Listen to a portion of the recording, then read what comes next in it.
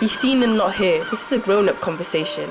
Told to hold on to our words, but for too long we've been patient. Often left in the dark, but where the light, future's bright, we're ready to take flight.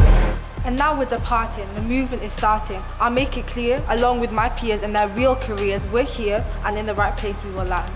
They say you wouldn't understand, but we stand and we stood, misunderstood. Don't be threatened by our hoods up.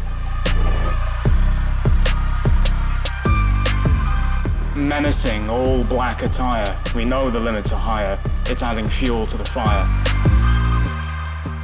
Ni fyddwn yn sefyll wrth ein hunain, o fe nawn ni sicrhau I gadael ein llais I atsain. Because we've got a voice, got a choice, one they've tried to silence. Ond rydym wedi darganfod ffordd, mae gennym pethau i'w ddweud, camau i'w cymryd, newid i'w wneud, gwnewch heddiw. But we found a way, we've got things to say, action to take, change to make today. And they ask us how? We're going to make a difference. Do you hear us now?